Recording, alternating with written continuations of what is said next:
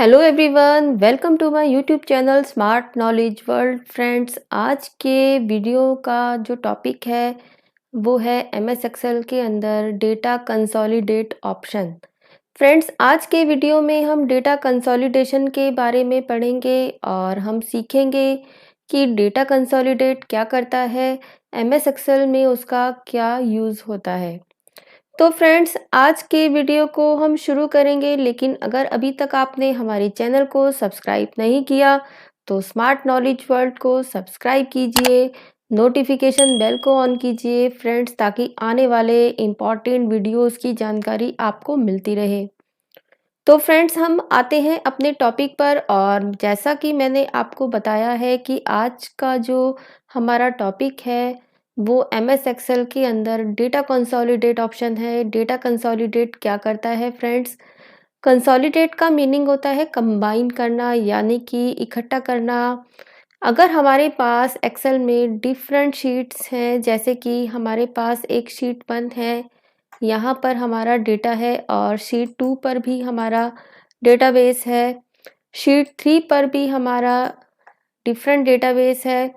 तो फ्रेंड्स, हमारे पास यहाँ पे स्टूडेंट्स के नेम्स हैं, उनके यूटी के मार्क्स लगे हुए हैं। अलग अलग शीट पर हमारे पास डिफरेंट मार्क्स अवेलेबल हैं। तो फ्रेंड्स, कि हमें यहाँ पर क्या करना है, हमें शीट 1, 2 और 3 पर जो भी मार्क्स स्टूडेंट्स के दिए गए हैं, हर एक स्टूडेंट का हमें टोटल मार्क्स देखना है शीट 4 पर। तो फ्रेंड्स, यहाँ पर जैसे शीट 1 पर दिया हुआ है कि यहाँ पे नेम का कॉलम है और यहाँ पे डिफरेंट सब्जेक्ट्स के मार्क्स हैं, जैसे कि English, math, science, SST, Hindi, और यहाँ पे टोटल करा हुआ है हर एक स्टूडेंट के मार्क्स का।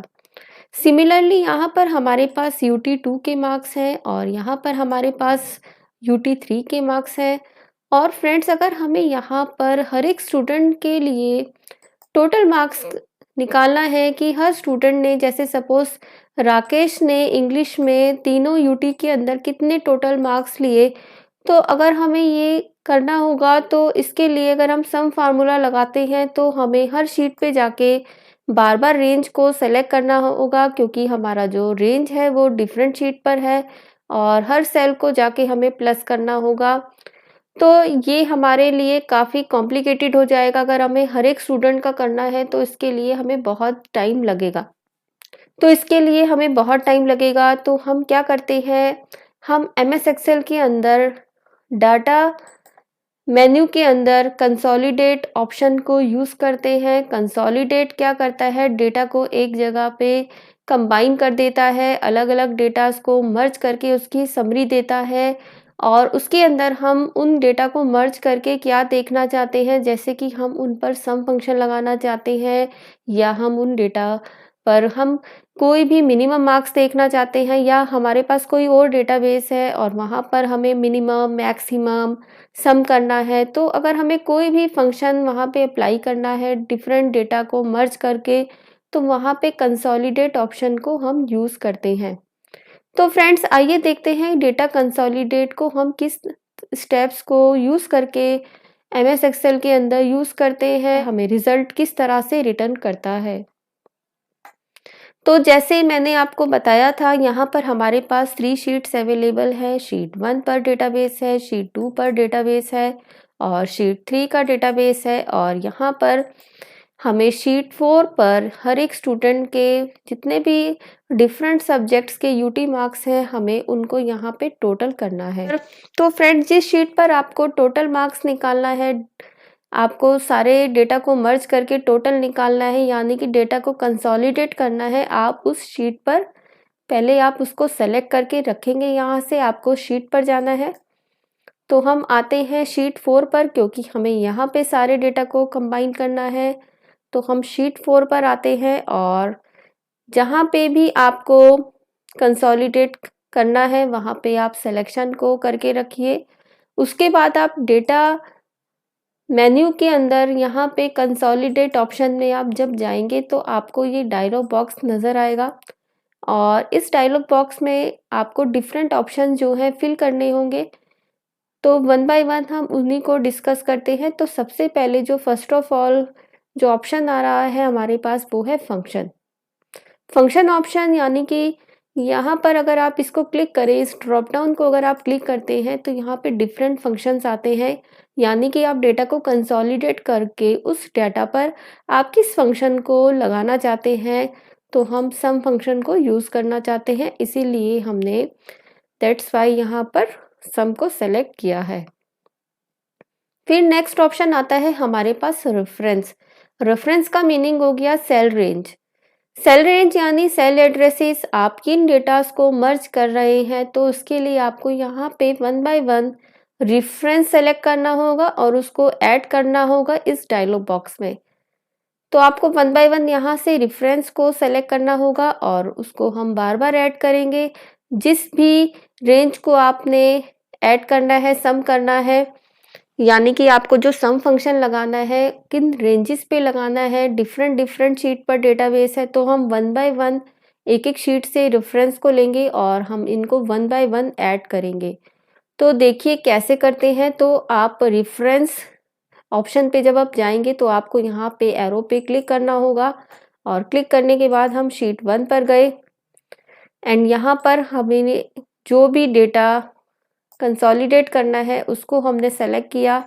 सेलेक्ट करने के बाद हम फिर से रेफरेंस ऑप्शन में आए और ये रेफरेंस हमने ऐड कर दिया यहाँ पर।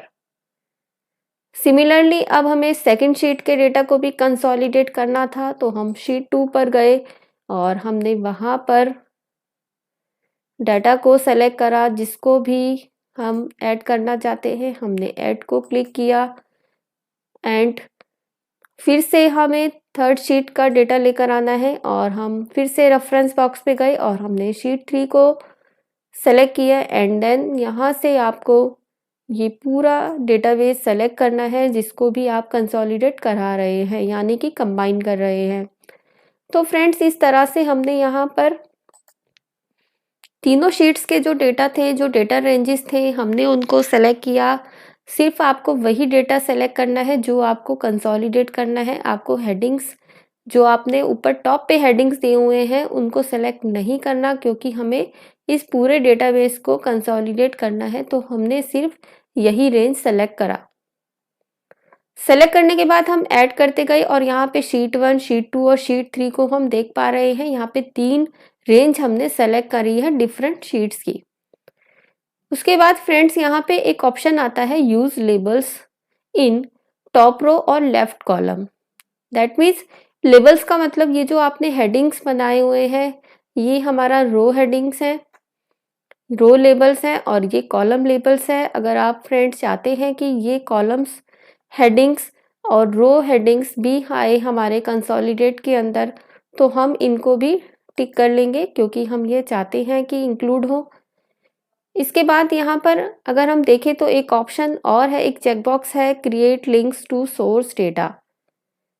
अगर हम इसको टिक करते हैं फ्रेंड्स तो क्या होगा कि जो हम शीट 4 पर डेटा को कंसोलिडेट करेंगे अपने सोर्स डेटा के साथ लिंक हो जाएगा। दैट मीन्स अगर आप कोई भी शीट 1 पर चेंजेस करते हैं, शीट 2 पर डेटा पर चेंज करते हैं या शीट 3 के डेटा पर कहीं चेंजेस करते हैं तो वो शीट 4 पर ऑटोमेटिकली रिफ्लेक्ट होगा, क्योंकि लिंक बन जाएगा इस शीट का इन तीनों शीट के साथ। क्योंकि हम यह शीट जो है शीट 4 यूज़ कर रहे हैं अपने डेटा को कंसोलिडेट करने के लिए, और जो इनका लिंक है यानी कि जो सोर्स डेटा है वो 1, 2 और 3 से है।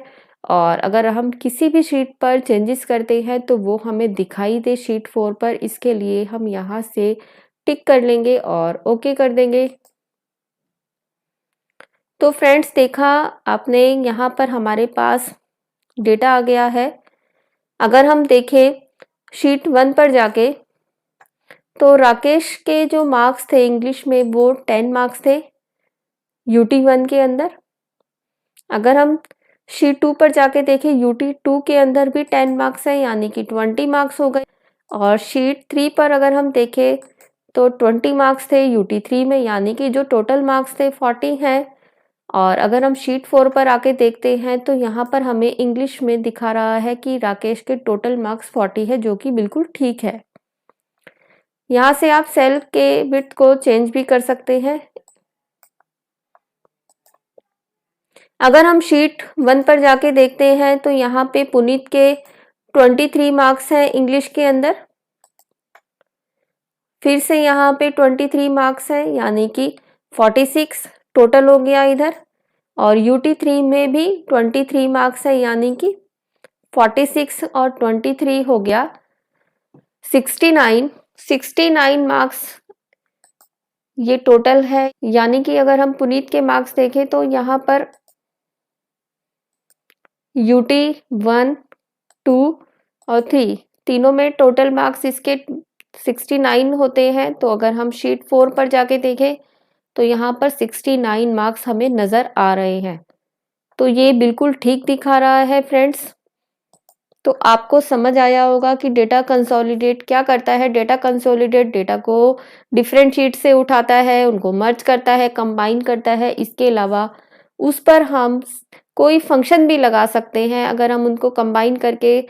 जैसे अगर हमने यहाँ पर मिनिमम मैक्सिमम फंक्शन यूज़ करे होते तो ये हमें उन सभी मार्क्स को कंपेयर करके, जैसे कि इंग्लिश का अगर हम कंपेयर करें तो तीनों में जो भी इसका मिनिमम मैक्सिमम है वो हमें रिटर्न करता। लेकिन यहाँ पर हमने सम फार्मूला लगाया है तो यह हमें जो है इनका सम करके दे रहा है, जहाँ पे हमने कंसोलिडेट करा है। अब आते हैं हम चेंजेस करने पर कि हमने जो लिंक बनाया था वो लिंक क्या था। सोर्स डेटा का लिंक इस कंसोलिडेट डेटा से था। तो फ्रेंड्स किस तरह से हमें दिखेगा वो लिंक। यहाँ पर जाके अगर हम मार्क्स करते हैं 20, हमने शीट 1 में मार्क्स 20 करा तो शीट 4 पर हमारा जो टोटल था वो रिफ्लेक्ट हुआ है, चेंज हो गया है। अगर हम यहाँ भी 20 मार्क्स करते हैं UT2 में भी, और UT3 के अंदर ऑलरेडी 20 मार्क्स हैं राकेश के। तो अगर हम शीट 4 पर जाके देखते हैं तो यहाँ पे हमें टोटल 60 दिखा रहा है।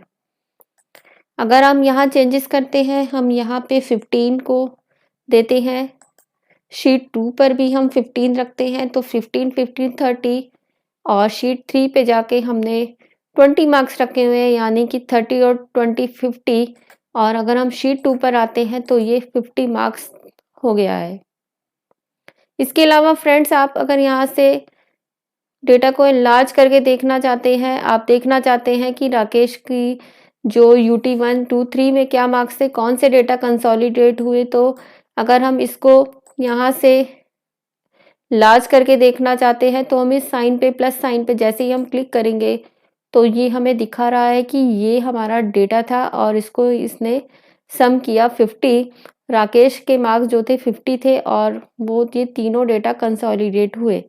अगर हम विकी के पास आते हैं इसके रिकॉर्ड पर तो हमें दिखाई देता है कि विकी का ये रिकॉर्ड्स थे डिफरेंट शीट्स पर और उसका जो टोटल हुआ वो ये हुआ।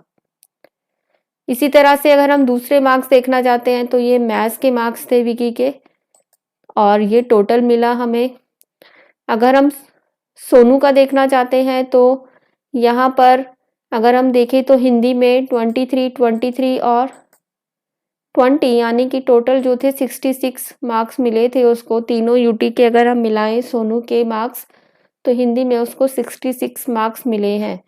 तो हम एक बार चेक करते हैं, 23 मार्क्स, 23, 46 और 20। तो 46 और 20 यानी कि 66। तो यह बिल्कुल सही हमें रिज़ल्ट दे रहा है। तो देखा फ्रेंड्स आपने कि डाटा कंसोलिडेट कितना यूज़फुल ऑप्शन है और इसके थ्रू हम डिफरेंट वर्कशीट्स के डेटा को कंबाइन करते हैं, हम उसकी समरी निकालते हैं, हम उन पे कोई फंक्शन लगा सकते हैं और किस तरह से हम इनका लिंक बनाते हैं। जैसे कि अभी हमने यहाँ पर 20 मार्क्स अगर करे, अगर बाय मिस्टेक इसके मार्क्स ज़्यादा लग गए थे और हमने इसको कम मार्क्स बाद में इसके जो मार्क्स थे वो लगाए तो ये अपने आप जो है चेंज हो गया है। यहाँ पर अगर हम देखें तो ऑलरेडी यहाँ पर जो हमने चेंज किया था शीट 1 पर जाके हमने जो इंग्लिश में मार्क्स लगाए थे, तो अगर हम देखें सोनू के तो इंग्लिश के मार्क्स जो है चेंज हो गए हैं 20। अगर हम सेकंड यूटी के भी चेंज करते हैं तो हम सेकंड यूटी में जाके चेंज करते हैं इंग्लिश के मार्क्स और हम यहाँ पे 30 करते हैं और हम शीट 4 पर देखते हैं तो यह डेटा हमारा लिंक है। तो अगर हम देखें कि सोनू के मार्क्स जो थे इंग्लिश के अंदर सेकंड यूटी में वो 30 थे तो वो ऑटोमेटिकली यहाँ पे चेंज हो गया है। अगर हम थर्ड यूटी में जाके भी चेंज करते हैं, हम तीसरी शीट पर जो यूटी 3 की शीट है और हम इंग्लिश के मार्क्स को चेंज करते हैं 30 और हम शीट 4 पर आते हैं तो वो भी चेंज होके 30 हो गया है। तो फ्रेंड्स, देखा आपने आज के वीडियो में हमने डाटा के अंदर कंसोलिडेट ऑप्शन को पढ़ा और हमने देखा कि यह किस तरह से डेटा को कंबाइन करता है और उसकी समरी निकालता है। इसके लिए हम कोई भी फंक्शन जैसे कि सम, मिनिमम, मैक्सिमम, इस तरह से हम उन पर कोई फंक्शन भी लगा सकते हैं। हम डिफरेंट डेटा सेट्स को एक जगह पे मर्ज कर सकते हैं और उनको किस तरह से हम एनालाइज कर सकते हैं, उनको समराइज कर सकते हैं। तो फ्रेंड्स, ये था आज का वीडियो। अगर आपको हमारा ये वीडियो पसंद आए तो हमारे वीडियो को लाइक कीजिए, ज़्यादा से ज़्यादा शेयर कीजिए। लेकिन अगर अभी तक आपने हमारे चैनल को सब्सक्राइब नहीं किया तो स्मार्ट नॉलेज वर्ल्ड को सब्सक्राइब कीजिए।